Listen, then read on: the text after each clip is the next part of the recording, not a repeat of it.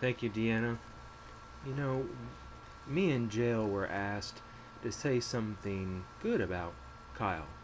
I mean, after all, here it is, June 1st on Saturday, and I'm sure he's planning things for his life. Things that he's going to become, things he's going to do. So I need to say something good about Kyle. Give him a nice start. Kyle Reagin. You know, Kyle, I don't even know your middle name. You know, I don't think there's anyone in Milton that hasn't heard of your music, Kyle. Or at least on this side of town. Or I should say, those living on this block. Or when I say living on this block, I mean those two next door neighbors. I mean, yeah, you're pretty famous. I'm sure by now your song Fighting Back is forever burned into their minds. How does that make you feel, Kyle? I mean, more than once, they've woken up from night terrors humming the song. Their reaction was pretty much the same.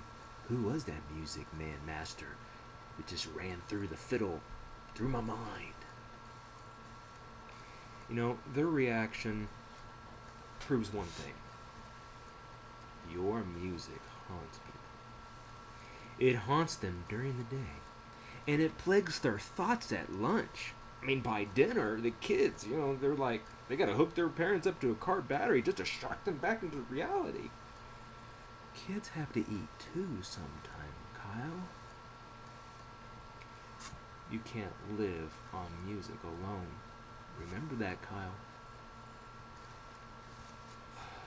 Kyle, you don't have to remind us how much you love White Stripes, how much you love Rush, and that other band, whatever their name is.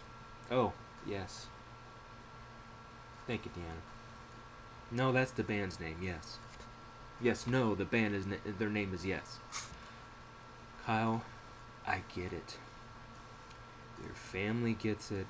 Your neighbors get it. Your one fan gets it.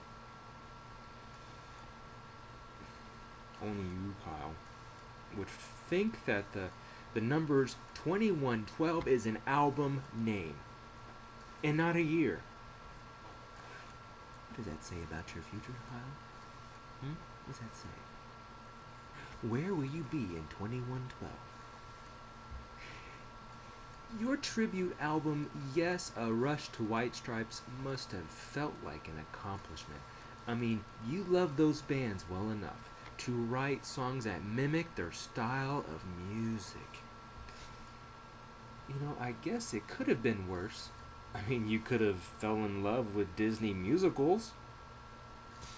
That would have been great, wouldn't it? I can imagine it now. A spoonful of sugar makes the medicine go down. The medicine go down. Medicine go down. Yes, Kyle, a spoonful of sugar makes the medicine go down in the most delightful way. Try to tribute that song. I bet you couldn't even pull it off, Kyle. I tell you, we're going to need a lot of spoonful of sugars in order to make your medicine go down if we're going to hear it anymore. I can just hear your mom say it now. Hey, we need a run to Tom Thumb. Does anyone want a fountain drink? You see, Kyle, we need sugar. Thank you for that, Kyle.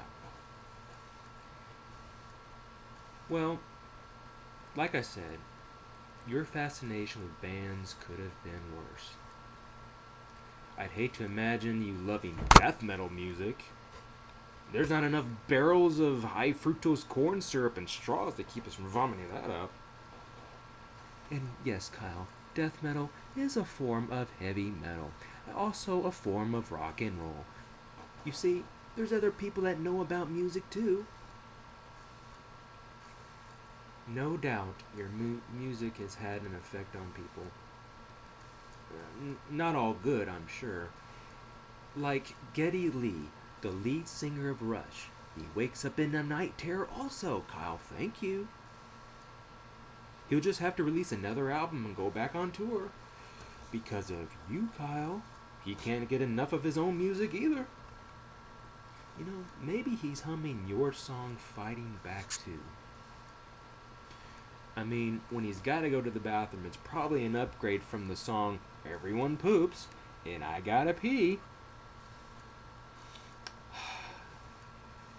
If he can't be regular Kyle, then he'll have to withdraw from the Rock and Roll Hall of Fame.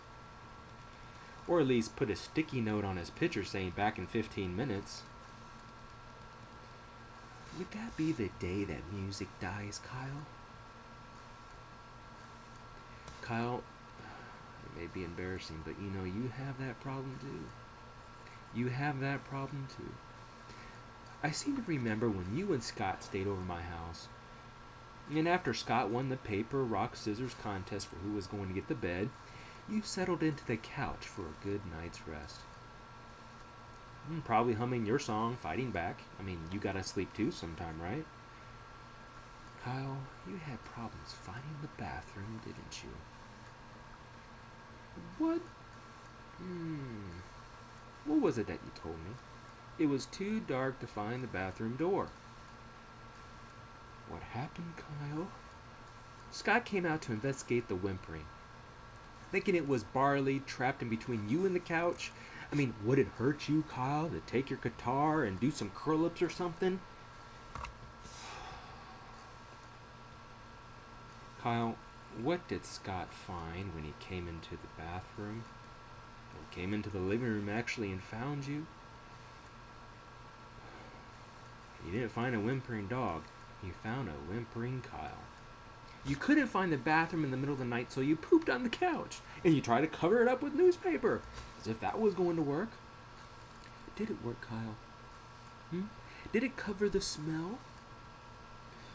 Stop whimpering, Kyle. It's only your music career. Let me close with this comment. When I was putting these jokes together for the roast, I first wrote that Eric Liveson was the lead singer of Rush. I mean, I should know, right? Emily was the first to catch it, and it's actually Geddy Lee. Why would she know that, Kyle? What have you been doing? Her mind has stored this information up because you've spoon-fed it to her. You know she might need that part of the brain one day to learn something new in class. Would you feel guilty, Kyle, if she couldn't remember 1 + 1 = 2? Because that part of her brain was being used to save the original band member list of Rush? How would you feel, Kyle? How would you feel if Emily was sitting in a job interview one day and she was asked what special skills she had, and she replies, I'm a frog, and I know that Geddy Lee is the lead member to Rush. If she came home jobless, Kyle, what would you do?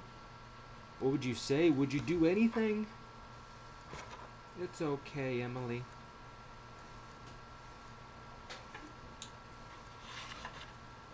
Let me play you a little song for you.